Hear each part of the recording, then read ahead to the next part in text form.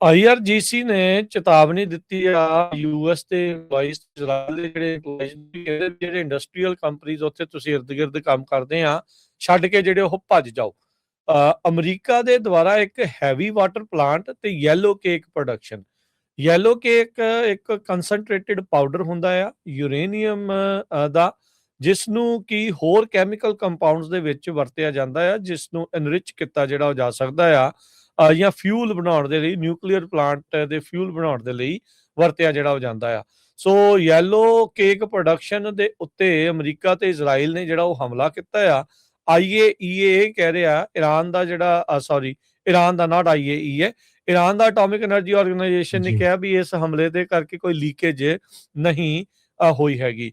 ਆਈਆਰਜੀਸੀ ਨੇ ਇਸ ਹਮਲੇ ਤੋਂ ਬਾਅਦ ਦੇ ਵਿੱਚ ਕਿਹਾ ਵੀ ਜਿੰਨੇ ਵੀ ਉਸ ਇਲਾਕੇ ਦੇ ਵਿੱਚ ਜਿਹੜੀਆਂ ਇੰਡਸਟਰੀਅਲ ਕੰਪਨੀਜ਼ ਆ, ਜਿਨ੍ਹਾਂ ਵਿੱਚ ਅਮਰੀਕਨ ਸ਼ੇਅਰ ਹੋਲਡਰਸ ਹੈਗੇ ਆ ਜਾਂ ਹੈਵੀ ਇੰਡਸਟਰੀਜ਼ ਅਲਾਈਡ ਆ ਇਜ਼ਰਾਈਲ ਦੇ ਨਾਲ, ਉਹਨਾਂ ਦੇ ਉੱਤੇ ਅਸੀਂ ਰਿਟੈਲੀਏਸ਼ਨ ਹੁਣ ਕਰਾਂਗੇ, ਉਹਨਾਂ ਦੇ ਉੱਤੇ ਹਮਲੇ ਜਿਹੜੇ ਅਸੀਂ ਕਰਾਂਗੇ। ਸੋ ਉਹਨਾਂ ਨੇ ਉੱਥੋਂ ਦੇ EMPLOYEES ਨੂੰ ਕਿਹਾ ਵੀ ਤੁਸੀਂ ਛੱਡ ਕੇ ਚਲੇ ਜਾਓ, ਭੱਜ ਜਾਓ, 1-1 ਕਿਲੋਮੀਟਰ ਦੇ ਦੂਰ ਜਿਹੜੇ ਆ ਉਸ ਤੋਂ ਚਲੇ ਜਾਓ, ਜਿੰਨੀ ਦੇਰ ਤੱਕ ਹਮਲਾ ਜਿਹੜਾ ਉਹ ਸਾਡੇ ਵੱਲੋਂ ਪੂਰਾ ਜਿਹੜਾ ਉਹ ਨਹੀਂ ਹੋ ਜਾਂਦਾ।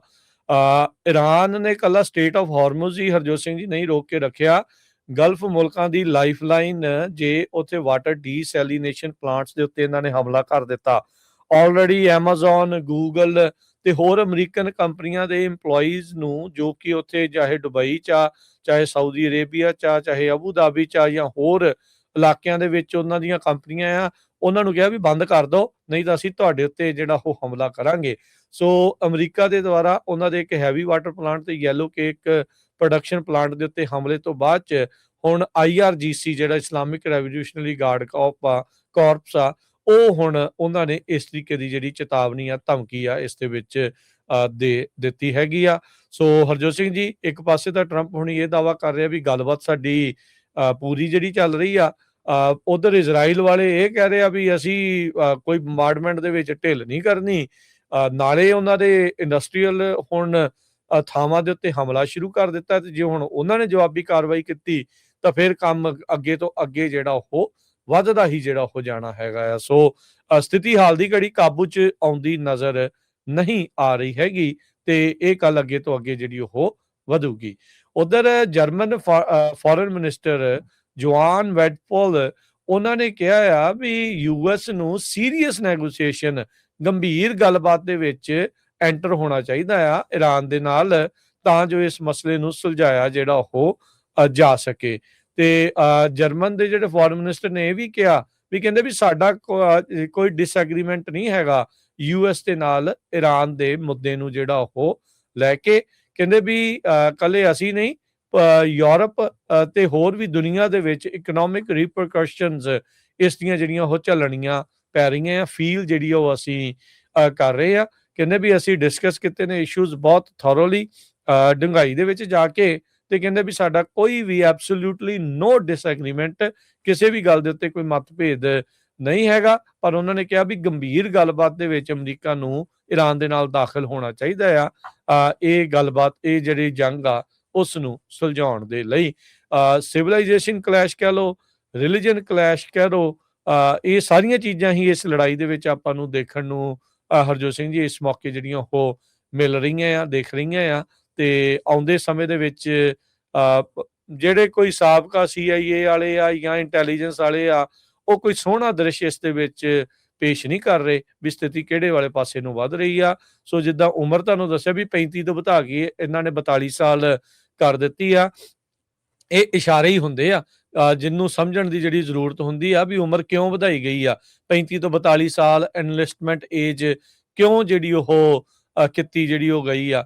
ਏਅਰਫੋਰਸ ਵਾਲਿਆਂ ਨੇ ਵੀ ਆਪਣੀ ਮੈਕਸਿਮਮ ਏਜ ਰਿਕਰੂਟਸ ਦੀ 39 ਤੋਂ ਵਧਾ ਕੇ 42 ਕੀਤੀ ਸੀ 23 ਚ, ਨੇਵੀ ਵਾਲਿਆਂ ਨੇ 22 ਚ 39 ਤੋਂ ਵਧਾ ਕੇ 41 ਕੀਤੀ ਸੀ, ਤੇ ਹੁਣ US ਦੀ ਆਰਮੀ ਨੇ 35 ਤੋਂ ਵਧਾ ਕੇ 42 ਸਾਲ ਜਿਹੜੀ ਇਹ ਉਮਰ ਕਰ ਦਿੱਤੀ ਹੈਗੀ ਆ।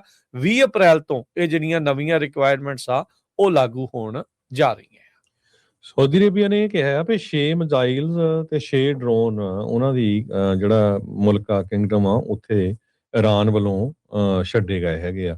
ਜਰਮਨ ਦੇ ਫੋਰਨ ਮਿਨਿਸਟਰ ਜਿਸ ਤਰ੍ਹਾਂ ਤੁਸੀਂ ਕਿਹਾ ਹੀ ਆ ਵੀ ਕਹਿੰਦੇ ਵੀ ਗੱਲਬਾਤ ਹੋਣ ਜਾ ਰਹੀ ਹੈ ਯੂਐਸ ਤੇ ਇਰਾਨ ਦੀ ਡਾਇਰੈਕਟ ਪਾਕਿਸਤਾਨ ਦੇ ਵਿੱਚ ਹੋਊਗੀ, ਕਿਉਂਕਿ ਮਾਰਕੋ ਰੂਬੀਓ ਹੁਣੀ ਆਲਰੇਡੀ ਅੱਜ ਪਹੁੰਚ ਗਏ ਹੈਗੇ ਆ ਪੈਰਿਸ ਦੇ ਵਿੱਚ। ਉੱਥੇ ਉਹਨਾਂ ਨੇ G7 ਫੋਰਨ ਮਿਨਿਸਟਰ ਦੇ ਨਾਲ ਜਿਹੜੀ ਗੱਲਬਾਤ ਕਰਨੀ ਹੈਗੀ ਆ। ਸੋ ਮੇਬੀ ਉਹਨਾਂ ਤੋਂ ਵੀ ਕੁਝ ਕਿਸੇ ਤਰ੍ਹਾਂ ਦੀ ਜਿਹੜੀ ਹੈਲਪ ਆ ਉਹ ਲੈਣੀ ਹੋਵੇ। ਕੁਵੈਤ ਨੇ ਇਹ ਕਿਹਾ ਵੀ ਜਿਹੜਾ ਉਹਨਾਂ ਦਾ ਮੇਜਰ ਪੋਰਟ ਆ ਉਹ ਇਰਾਨ ਵਾਲਿਆਂ ਨੇ ਸਟਕ ਕੀਤਾ ਹੈਗਾ ਆ। ਮੁਬਾਰਕ ਐਲ ਕਬੀਰ ਪੋਰਟ ਉਹ ਅੰਡਰ ਕੰਸਟਰਕਸ਼ਨ ਹੀ ਸੀਗਾ as part of China's belt and road initiative. ਉਹ ਜਿਹੜਾ ਡੈਮੇਜ ਹੋ ਗਿਆ ਹੈਗਾ। UN ਰਾਈਟਸ ਦੇ ਚੀਫ ਨੇ ਇਹ ਕਿਹਾ ਵੀ ਜਸਟਿਸ ਤੇ ਅਕਾਊਂਟੇਬਿਲਟੀ ਜੋ ਆ ਉਹ ਹੋਣੀ ਚਾਹੀਦੀ ਆ। ਜਿਸ ਸਕੂਲ ਨੂੰ ਅਮਰੀਕਾ ਵਾਲਿਆਂ ਨੇ ਹਿੱਟ ਕੀਤਾ ਸੀ, ਜਿਹਦੇ ਵਿੱਚ 175 ਸਟੂਡੈਂਟ ਤੇ ਟੀਚਰ ਜਿਹੜੇ ਆ ਉਹਨਾਂ ਦੀ ਮੌਤ ਹੋ ਗਈ ਹੈਗੀ ਆ। UN ਰਾਈਟਸ ਚੀਫ ਵਾਲਕਰ ਟਰਕ ਉਹਨਾਂ ਨੇ ਇਹ ਕਿਹਾ ਆ ਵੀ ਇਹ ਇੱਕ ਤਰ੍ਹਾਂ ਦੇ ਨਾਲ ਹੌਰਰ ਸੀ, ਵੀ ਬਹੁਤ ਹੀ ਭਿਆਨਕ ਗੱਲ ਸੀ, ਵੀ ਇਹ ਬਹੁਤ ਹੀ ਮਾੜੀ ਗੱਲ ਹੋਈ ਹੈਗੀ ਆ ਵੀ ਸਕੂਲ ਦੇ ਉੱਤੇ ਜਿਹੜੀ ਮਿਜ਼ਾਈਲ ਸਿੱਟ ਕੇ 175 ਬੱਚਿਆਂ ਤੇ ਟੀਚਰਸ ਨੂੰ ਮਾਰ ਦਿੱਤਾ ਗਿਆ ਹੈਗਾ ਆ। ਇਰਾਨ ਨੇ ਇਹ ਕਿਹਾ ਵੀ ਟਰੰਪ ਹੁਣੀ ਵਾਰ-ਵਾਰ ਝੂਠ ਬੋਲ ਰਹੇ ਆ ਸਟੇਟ ਆਫ ਹਾਰਮਜ਼ ਦੇ ਮਾਮਲੇ ਦੇ ਵਿੱਚ, ਤੇ ਕਹਿੰਦੇ ਵੀ ਉਹਨਾਂ ਨੇ 3 ਸ਼ਿਪ ਜਿਹੜੇ ਆ ਉਹ ਆਲਰੇਡੀ ਟਰਨ ਅਰਾਊਂਡ ਕਰ ਦਿੱਤੇ ਹੈਗੇ ਆ ਫਰੋਮ ਕੀ ਵਾਟਰਵੇ ਤੋਂ। ਸੋ ਸਟੇਟ ਆਫ ਹਾਰਮਜ਼ ਦੇ ਵਿੱਚ ਵੀ ਜਿਹੜੀ ਸਿਚੁਏਸ਼ਨ ਆ ਉਹ ਕਾਫੀ ਜਿਹੜੀ ਟੈਂਸ ਬਣੀ ਹੋਈ ਆ। ਕੁਝ ਕੁ ਜਹਾਜ਼ ਉਹਨਾਂ ਨੇ ਲੰਘਣ ਦਿੱਤੇ ਹੈਗੇ ਆ, ਉਹਨਾਂ 'ਚ ਇੰਡੀਆ ਦੇ ਸੀਗੇ। ਇਰਾਨ ਨੇ ਇਹ ਕਿਹਾ ਆ ਵੀ ਉਹ ਕੁਝ ਕੁ ਜਿਹੜੇ ਕਮਰਸ਼ੀਅਲ ਸ਼ਿਪਸ ਹੈਗੇ ਆ ਉਹਨਾਂ ਨੂੰ ਲੰਘਣ ਦੇਵੇਗਾ, ਪਰ ਉਹਨਾਂ ਤੋਂ ਉਹ ਪੈਸੇ ਲੈਣਗੇ, ਉਹਨਾਂ ਤੋਂ ਰੈਂਸਮ ਲਿਆ ਜਾਊਗਾ। ਸੋ ਕਹਿੰਦੇ ਵੀ ਯੂਨਾਈਟਿਡ ਨੇਸ਼ਨ ਦਾ 1982 ਦਾ convention of law of the sea ਉਹਦੇ ਵਿੱਚ ਇਹ ਇਰਾਨ ਨੂੰ ਇਹ ਜਹਾਜ਼ਾਂ ਨੂੰ ਲੰਘਣ ਦੇਣਾ ਪੈਣਾ ਹੈ, ਪਰ ਉਹ ਵਾਇਲੇਟ ਕਰ ਰਿਹਾ ਹੈਗਾ ਇਸ ਲਾਅ ਦਾ। ਜੀ, ਬ੍ਰੇਕ ਲਵਾਂਗੇ। ਬ੍ਰੇਕ ਤੋਂ ਬਾਅਦ ਮੁੜਦੇ ਹਾਂ ਵਾਪਸ, ਹੋਰ ਖਬਰਾਂ ਦੇ ਉੱਤੇ ਨਜ਼ਰ ਜਿਹੜੀ ਉਹ ਮਾਰਾਂਗੇ ਤੇ ਆਪਣੇ ਨਾਲ ਡੈਟ ਨੂੰ ਕਿੱਦਾਂ ਕੰਟਰੋਲ ਕੀਤਾ ਜਾ ਸਕਦਾ ਉਸ ਬਾਰੇ ਗੱਲਬਾਤ ਕਰਨ ਦੇ ਲਈ ਨਿਰਮਲ ਮਾਨ ਜੀ ਵੀ ਜਿਹੜੇ ਜੁੜਨਗੇ। ਮਿਲਦੇ ਹਾਂ ਇੱਕ ਕਮਰਸ਼ੀਅਲ ਬ੍ਰੇਕ ਤੋਂ ਬਾਅਦ।